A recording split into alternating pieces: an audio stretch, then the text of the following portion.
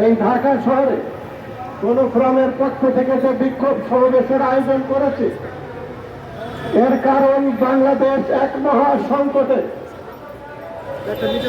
জুলাই গণঅভ্যুত্থানের মধ্য দিয়ে বাংলাদেশের মানুষের আকাঙ্ক্ষা অনুযায়ী আমরা সকল রাজনৈতিক দল সমর্থন করেছিলাম ডক্টর মোহাম্মদ ইউনূসের নেতৃত্বে অন্তর্বর্তীকালীন সরকারকে।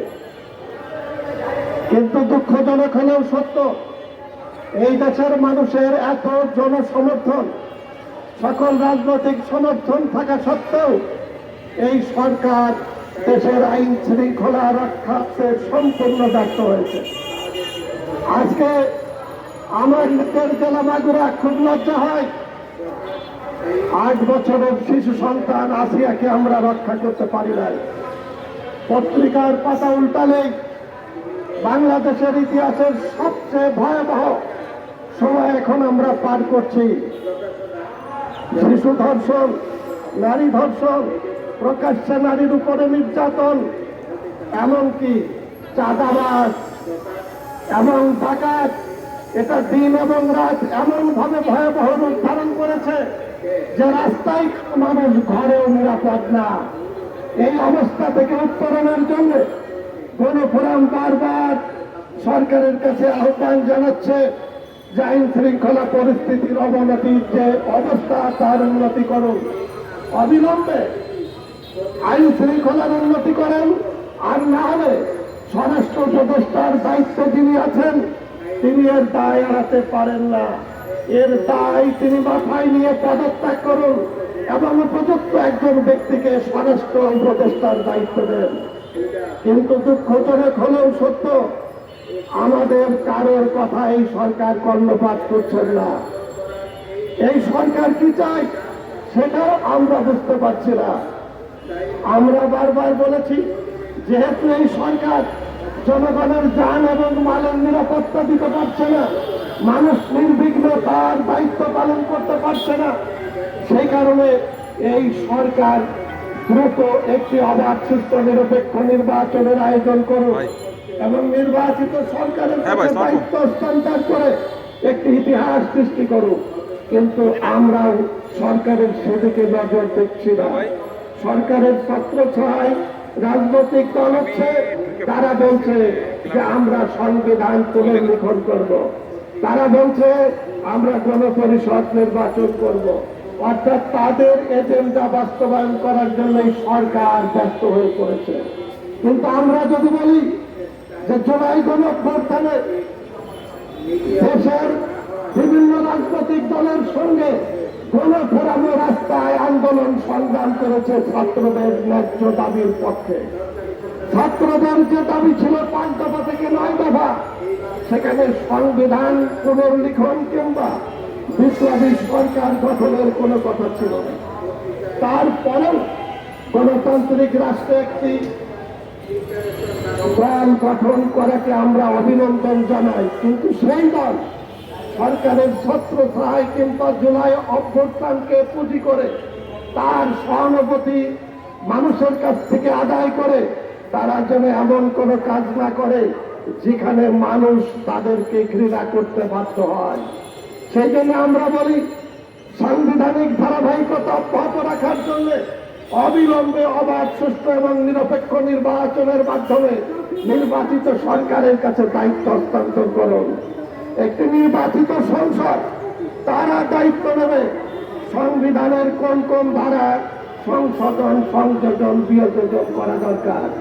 বন্ধুগণ, আমাদের প্রিয় নেতা গণফোরামের প্রতিষ্ঠাতা ডক্টর কামাল হোসেন, যিনি সংবিধান প্রণয়ন কমিটির চেয়ারম্যান ছিলেন, আমরা কিন্তু এই কথা বলি না যে ডক্টর কামাল হোসেন সংবিধান প্রণয়ন করেছেন বলেই এই সংবিধানে হাত দেওয়া যাবে না, তা কিন্তু আমরা বলি না।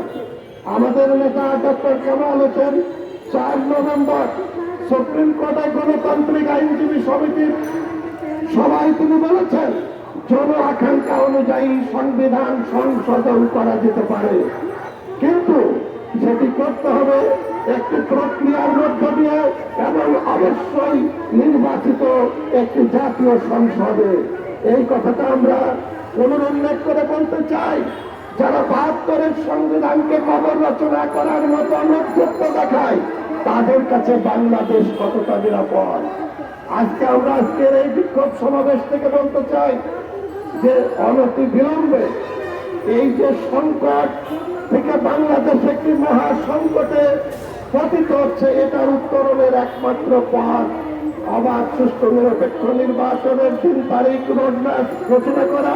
সেই সাথে এই নির্বাচনকালীন এই সরকারটিকে থাকতে হলে আইন শৃঙ্খলার পুনরুদ্ধার করতে হবে, পুলিশ প্রশাসনকে ঢেলে সাজাতে হবে, তাদেরকে ক্ষমতা দিতে হবে এবং কোন জায়গায় মব জাস্টিস করা যাবে না। ও শৃঙ্খল আচরণের মধ্য দিয়ে পুলিশ বাহিনীর উপরে বিভিন্ন জায়গায় আমরা দেখছি অত্যাচার করা হচ্ছে। এক জায়গায় সন্ত্রাসীদের, চাঁদাবাজদের ও শৃঙ্খল আচরণের জন্য গ্রেফতার করা হলে আমরা দেখছি তাদেরকেও থানায় আক্রান্ত করে সেখান থেকে আসামি ছিনিয়ে নেওয়া হচ্ছে। এটা কঠোর হস্তে দমন করতে হবে। আমরা শেষ একটা কথা বলি, এই সরকারকে আমরা সমর্থন দিয়েছিলাম, এখনো সমর্থন দেয়, কিন্তু জন আকাঙ্ক্ষা অনুযায়ী এই সরকারকে চলতে হবে। শেষ একটা কথা, আজকে অর্থনৈতিক অবস্থা যা হয়েছে, কয়েকটা ব্যাংক দেউলিয়া হয়ে গেছে। বিগত ফ্যাসিস্ট সরকার শেখ হাসিনা এবং তার পরিবার লক্ষ লক্ষ কোটি টাকা বিদেশে পাচার করেছে। আমরা কয়েকদিন আগে দেখলাম সরকারের উচ্চ পর্যায় থেকে বলেছে 5টা দেশে তার অর্থের সন্ধান পাওয়া গেছে। আমরা বলতে চাই কোন কোন দেশে কত টাকা পাওয়া গেছে তার তথ্য সে তো অবিলম্বে মানুষের কাছে, জনগণের কাছে প্রকাশ করুন। আমরা এটাও বলতে চাই যে গত সরকারের ধারাবাহিকতায় আমরা দেখছি যে এখনো ব্যবসায়ী সিন্ডিকেট ভাঙতে পারেন নাই। শেখ হাসিনার সময় যে সিন্ডিকেট ছিল, এখনো সেই ধরনের সিন্ডিকেট বহাল আছে। আজকেও সারা বাংলাদেশে যদি দেখেন যে 90-এর গণ অভ্যুত্থানের পরে এই দেশের রাজনীতির মাত্রা দখল করে নিয়েছে তারা ব্যবসায়ীরা। সংসদে অধিকাংশ ব্যবসায়ী কালো টাকার মালিক। আমরা 96 সালে এই সালমানের প্রমাণকে ঋণ খেলাপি প্রমাণ করার জন্য আমাদের নেতা ডক্টর কামাল হোসেন সর্বোচ্চ আদালতে লড়াই করেছিলেন। শেখ হাসিনা তাকে রাজনীতিতে পুনর্বাসন করে সরকারের অর্থনৈতিক খাতের সর্বোচ্চ ব্যক্তি তাকে বানিয়েছিলেন।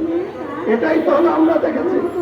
আইন অঙ্গনে এত বেশি পরিচিত না হলেও আনিসুল হককে আইন মন্ত্রী করে সরকার দুর্নীতি দমন কমিশন সহ সমস্ত গণতান্ত্রিক প্রতিষ্ঠানকে, নির্বাচন কমিশন সহ সকল সাংবিধানিক প্রতিষ্ঠানকে তারা সরকারের আজ্ঞাবহ করেছিল।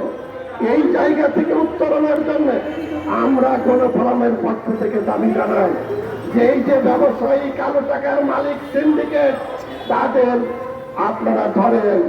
আজকে দেখেন এই মাহে রমজান, এই রমজানে যদি আপনারা লক্ষ্য করেন কি দেখবেন, ইফতার পার্টিতে 6 লাখ। এখনকার রাজনীতি পুরো ইফতার পার্টি 5 তারকা হোটেল এবং বড় বড় কর্পোরেট হাউসগুলো থেকে এই টাকা আসছে বলে জনগণ বলা বলি করছে। আমার কাছে প্রশ্ন যে এই ধরনের ইফতার পার্টি দেশে একটা সংকটকাল চলছে, আমরা এই যে ব্যবসায়ী সিন্ডিকেটদের কাছে নতুন দল পুরনো দল যারা দ্বারস্থ হচ্ছে তাদের টাকা নিয়ে যদি রাজনীতি করা হয়, তাদের টাকায় যদি ইফতার পার্টি পরিচালিত হয়, তাহলে বাংলাদেশে কখনো সুস্থ ধারার রাজনীতি আসবে না। সেই জন্য আমরা বলি যে অনতি বিলম্বে এই অপরাজনীতি বন্ধ করতে হবে, রাজনীতিতে কালো টাকার দৌরাত্ম বন্ধ করতে হবে, সন্ত্রাস এবং পেশি শক্তির প্রভাব মুক্ত সুস্থ ধারা রাজনীতি প্রতিষ্ঠার জন্য অবিলম্বে এই সরকারকে ব্যবস্থা গ্রহণের জন্য আমরা গণফোরামের থেকে দাবি জানাচ্ছি। বন্ধুগণ, সবশেষে আমাদের আজকের এই সমাবেশের সভাপতি বক্তব্য দিলেন।